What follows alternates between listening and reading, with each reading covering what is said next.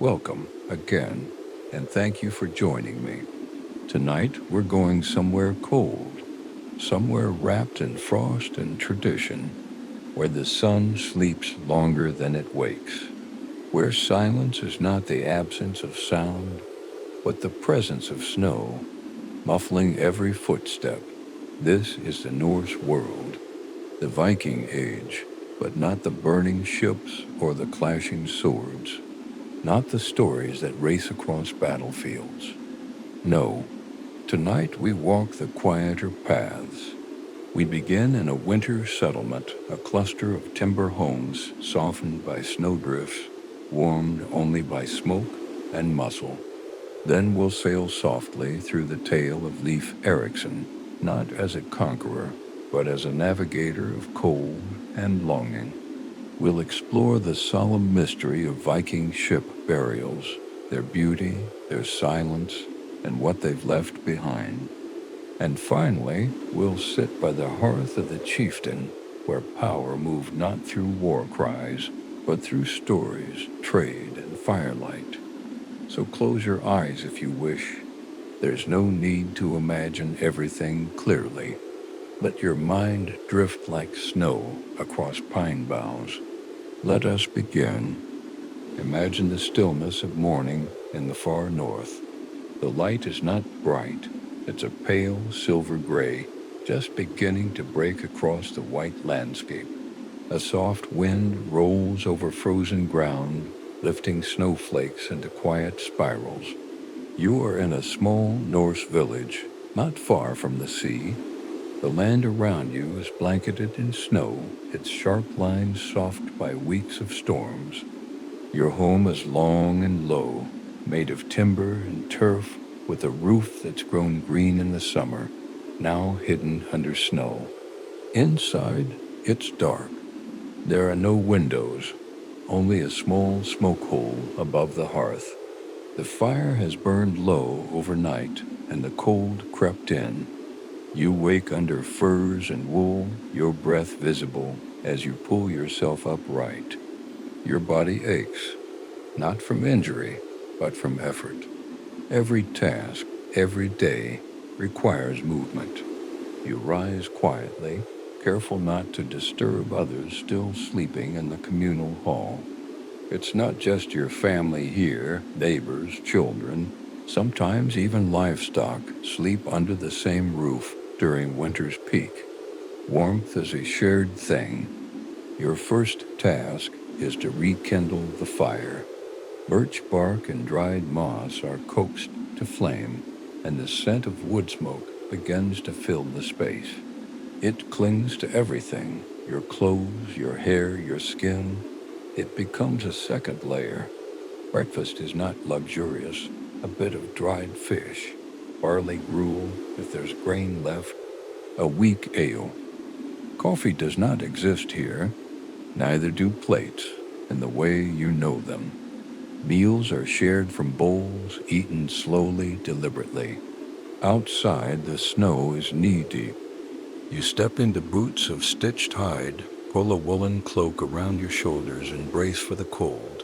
The air bites, but you're used to it. You must be. There are animals to check, goats huddled together, steam rising from their bodies. There are nets to mend, tools to sharpen, dried herbs to grind for salves and teas. Winter may seem like a time of stillness, but in truth it is preparation for the thaw, for the spring, for survival. The daylight is brief. By early afternoon, the sky dims again. Candles and oil lamps are expensive, so your evening depends on firelight. Shadows flicker along the wooden walls, carved with simple motifs, serpents, knots, long ships. The hall grows louder as people gather. Children laugh softly. Elders hum as they weave or whittle. Someone tells a story, an old one, about Thor and a giant who disguised himself as a bride. You smile, though you've heard it before. The rhythm of these tales is comforting, predictable. Tonight, the temperature will drop even further. You will huddle beneath firs, sharing body heat, your ears full of wind's low howl beyond the walls. You may not dream vividly, but you will sleep, because tomorrow it begins again. You do not complain. Complaints do not stoke fires, they do not warm hands, they do not make fish return to nets. This is the rhythm of winter life, a rhythm of quiet perseverance, and it hums through every snow-covered log and every calloused palm. This was life in a Viking winter, harsh, silent, steady. Imagine standing on the rocky coast of Greenland. The sky is pale and heavy with cloud, and the sea is a vast gray sheet, shifting and restless. The wind comes not in gusts, but in long, rolling sighs. Behind you, a small settlement huddles close to the land, low turf houses, smoke rising gently from chimney holes. This is where Leif Erikson begins. He is not a hero, not to himself, just a man with lineage and questions. The son of Eric the Red, the fierce settler who brought Norse people to Greenland. A man whose very exile from Iceland created the community now clinging to life on this edge of the known world. Leif grew up in this cold, in this rhythm, in this silence between snowfalls and storms. But unlike his father, Leif was curious, not just about survival, but about possibility. He listened to sailors, to stories, to a rumor that somewhere west, beyond ice, beyond the sea, there was land, not paradise, not riches, just land, green and wooded and waiting. In the years believed to be around 1000 CE, Leif purchased a ship, a Nair, broad, sturdy, built not for speed, but for strength and lasting journeys. He gathered a small crew, no more than 35 men. Supplies were loaded, dried fish, fresh water, woven sails, spare wood for repairs, and then they set out. There were no compasses, only stars, sun, memory, and the patterns of wind. They followed the trail of an earlier sailor, Bjarni Herjolfsson, who claimed to have glimpsed new land but never landed. Leif would go further. The voyage was slow. The North Atlantic is not kind. The waves are wide, and the winds change without warning. The cold is a constant companion, like a quiet passenger aboard the ship. Days blurred, nights stretched. Icebergs loomed. Eventually they sighted land. The first place was rocky and barren, possibly Baffin Island. Leif named it Helgeland, the land of flat stones. They did not stay.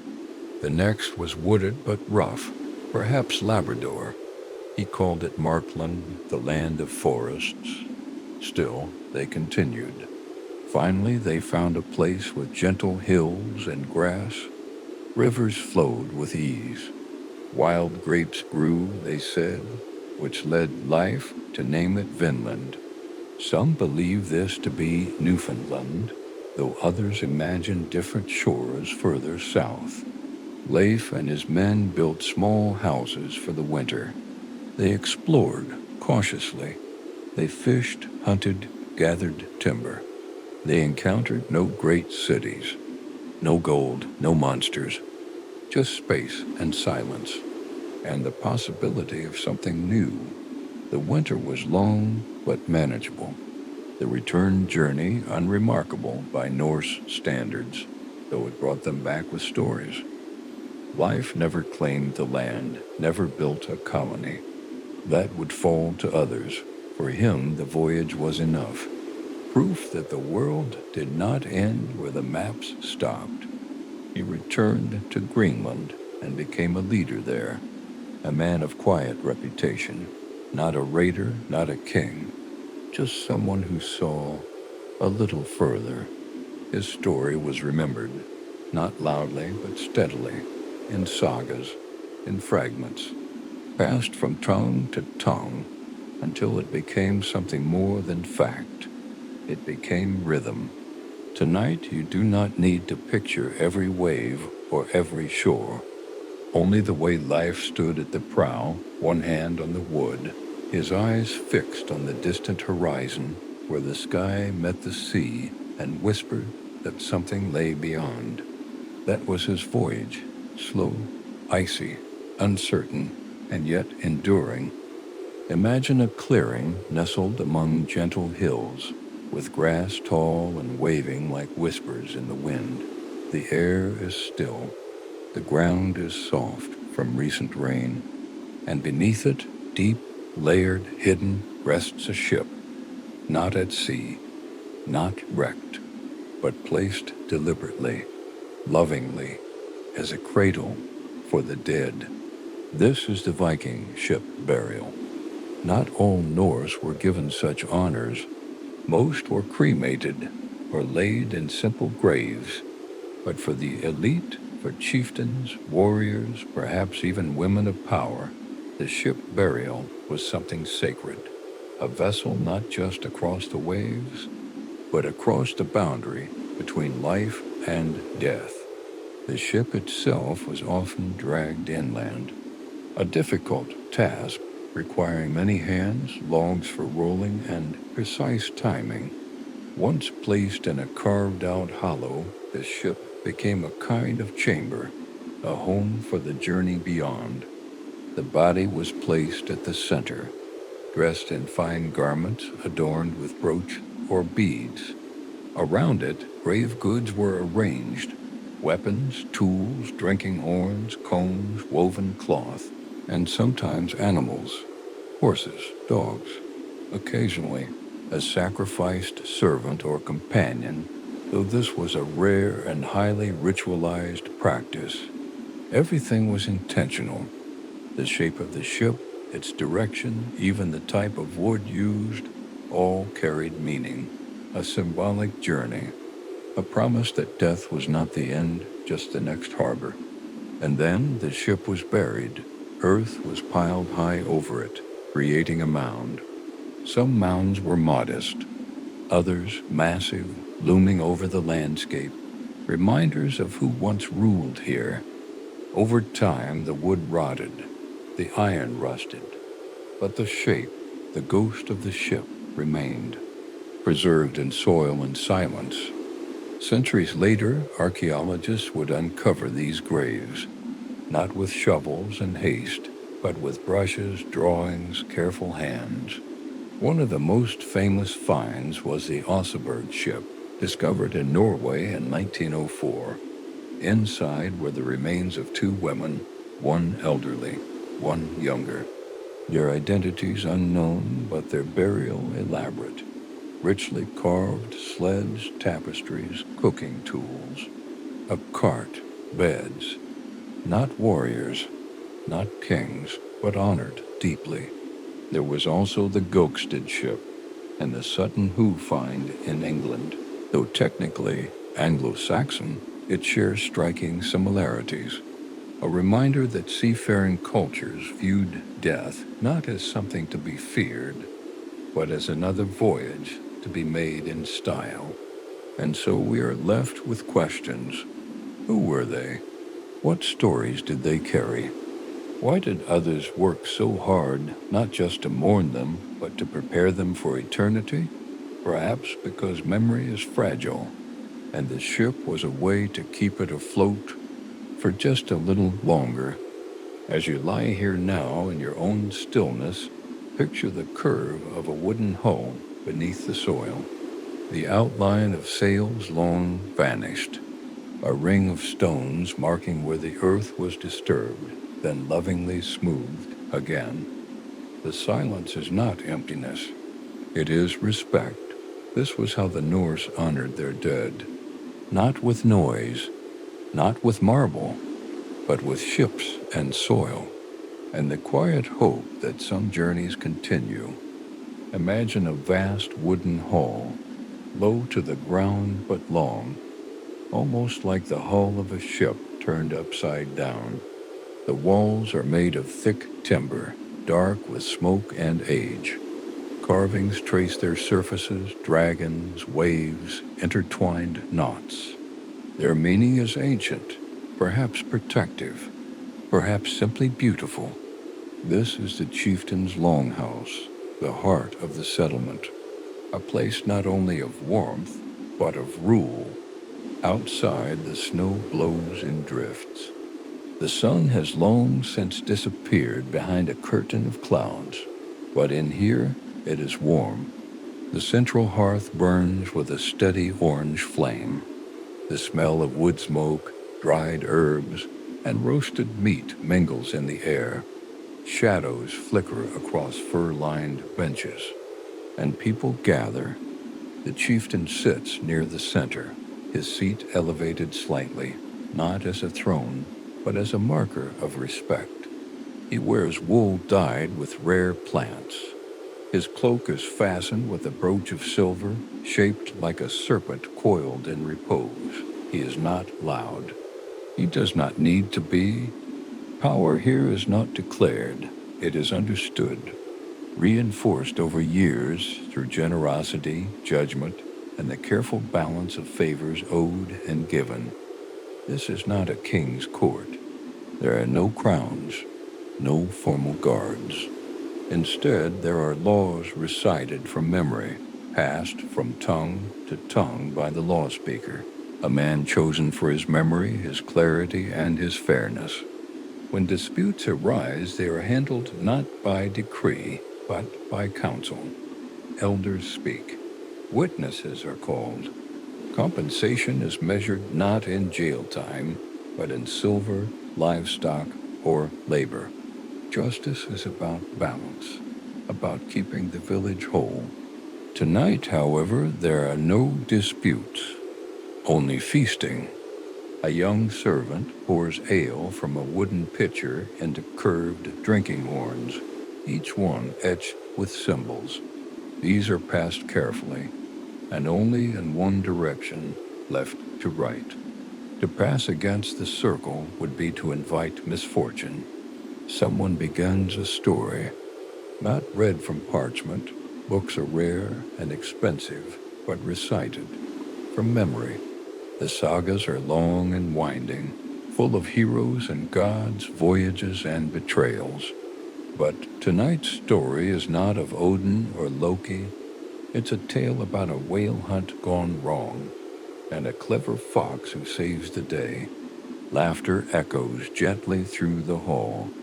The skald or poet watches the room. He knows the rhythm. He reads faces like weather. He quickens the pace, then slows again. The story is not just told, it is shaped. This is entertainment, but it is also instruction. Each tale teaches something about cleverness, about loyalty, about the quiet strength of waiting. As the night deepens, the hall quiets. Embers glow low in the hearth. Some lean against walls and close their eyes.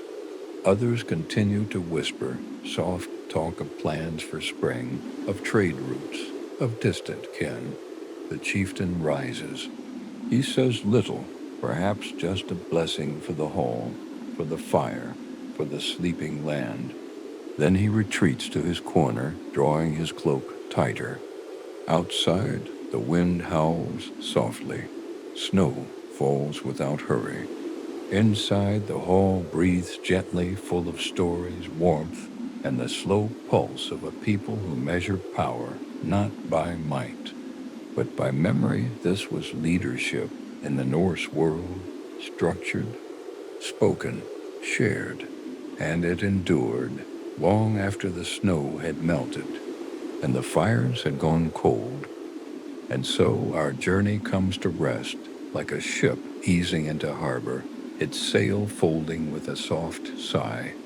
You have walked today through the rhythm of Viking winter, not with a sword in hand, but with snow beneath your feet and silence in your ears. You woke beside the hearth with frost on your eyelashes and duties already calling. You shared space, warmth, and food with a family that might not all be kin, but shared the same roof and the same cold. You sailed across the sea, with Leif Erikson's steady gaze fixed on a fog-shrouded horizon. You did not rush because the sea does not hurry. You simply watched and waited and drifted until new land kissed the keel of your ship. You stood in the shadow of burial mounds, reading stories written in timber and rust and beads and bones. There was no inscription, no loud cry, only the still echo of reverence for a life lived. And finally, you sat in the chieftain's hall, where power was warmth, and stories were law, and laughter was not noise, but permission to rest.